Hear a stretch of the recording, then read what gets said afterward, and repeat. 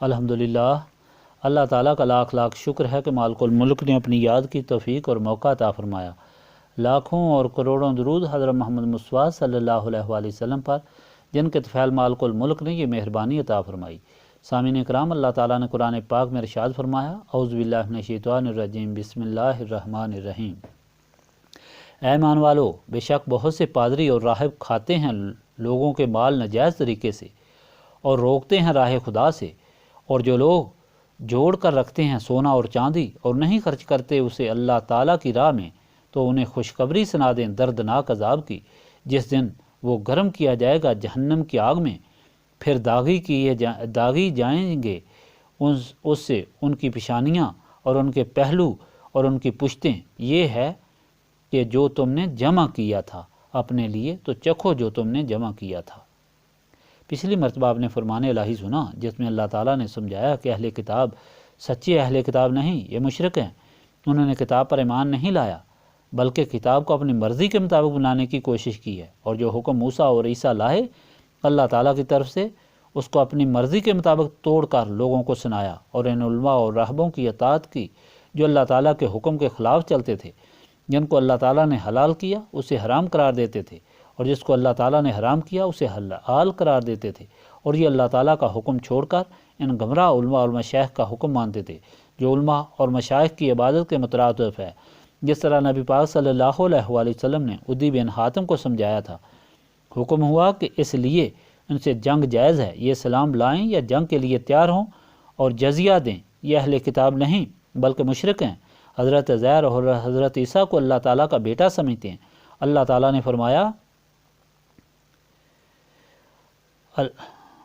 یہ لوگ اسلام اور اہل اسلام کے خلاف پورا زور لگا رہے ہیں، لیکن ان کی سازش اور کوشش منہ سے پھونکے مارنے کے سوا کچھ نہیں۔ اللہ تعالیٰ نے اپنی مخلوق کو ہدایت دینا اپنے ذمہ لی ہے۔ یہ لوگ گمراہ ہو چکے تھے، اس لیے اللہ تعالیٰ نے اپنے آخری رسول صلی اللہ علیہ وآلہ وسلم کو آخری کتاب دے کر بھیجا، اور یہ وہ دین ہے جو صحیح ہے، اور جس کو اللہ تعالیٰ نے سارے دینوں پر جو خلط ملط ہو چکے ہیں ان پر غالب کرنا ہے۔ کفار اور مشرکین چاہیں یا نہ چاہیں، اس دین نے غالب ہونا ہے۔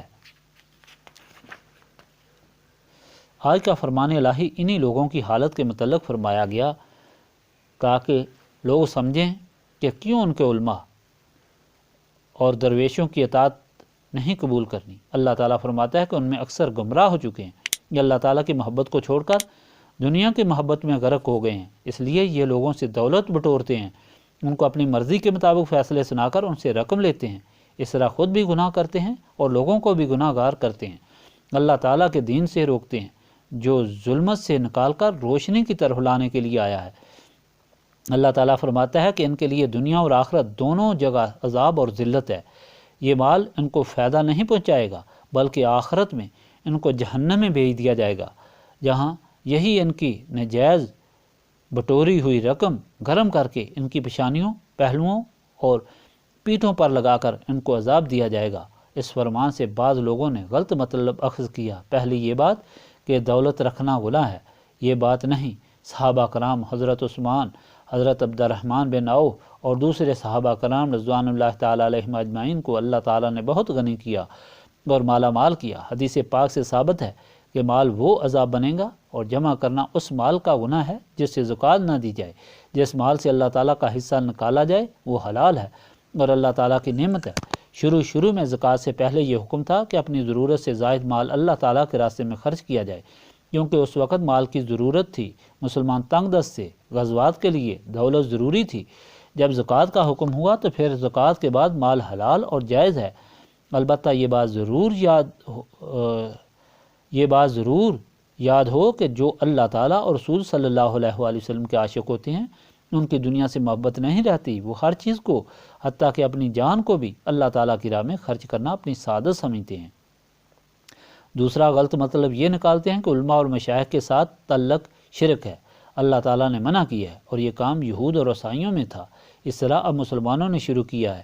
یہ بات نہیں ہے۔ نبی پاک صلی اللہ علیہ وآلہ وسلم نے عدی بن حاتم کو سمجھا کر بات واضح کر دی۔ عدی بن حاتم نے عرض کی، ہم تو علماء اور مشائخ کو معبود نہیں بناتے، ہم اللہ تعالیٰ کی عبادت کرتے ہیں۔ حضور پاک صلی اللہ علیہ وآلہ وسلم نے پوچھا، تمہارے علماء اور مشائخ جو اللہ تعالیٰ کی حرام کی ہوئی چیز کو حلال کرتے ہیں تو تم حلال سمجھتے ہو؟ اس نے کہا جی ہاں۔ حضرت پاک صلی اللہ علیہ وآلہ وسلم نے پوچھا تمہارے علماء اور مشائخ جس چیز کو اللہ تعالیٰ نے حلال کیا ہے حرام کرتے ہیں تو تم بھی حرام کرتے ہو؟ تو عرض کی جی ہاں۔ تو حضرت پاک صلی اللہ علیہ وآلہ وسلم نے فرمایا کہ یہی اطاعت کہ تم اللہ تعالیٰ کے حکم کو چھوڑ کر ان کا حکم مانتے ہو عادت ہے۔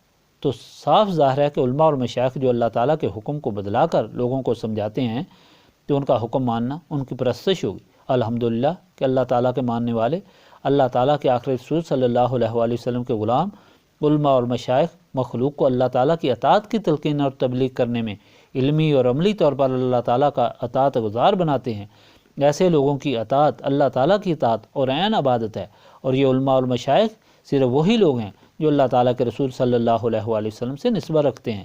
ان کے دل و دماغ روشن ہوتے ہیں، ان کی مجلس، ان کی دوستی اور ان کی اطاعت اللہ تعالیٰ کا بندہ اور رسول پاک صلی اللہ علیہ وآلہ وسلم کا غلام بناتی ہے۔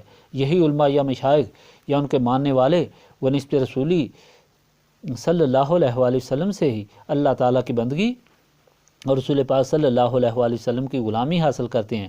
اس لیے نسبت رسولی صلی اللہ علیہ وآلہ وسلم ضروری ہے، جس کو سینے صاف کر کے حاصل کیا جاتا ہے، اور سینے صاف یاد الہی سے ہوتے ہیں۔ اللہم صلی علی سیدنا محمد وعلی آلہ وصحبہ صلاۃ تکون لنا امان من کل خوف لا الہ الا انت سبحانک انی کنت من الظالمین ربنا آتنا فی الدنیا حسنۃ وفی الآخرۃ حسنۃ وقنا عذاب النار استغفر اللہ العظیم الذی لا الہ الا هو الحی القیوم واتوب الیہ استغفر اللہ العظیم الذی لا الہ الا هو الحی القیوم واتوب الیہ استغفر اللہ العظیم الذی لا الہ الا هو الحی القیوم واتوب الیہ ربنا تقبل منا انک انت السمیع العلیم وتب علینا انک انت التواب الرحیم۔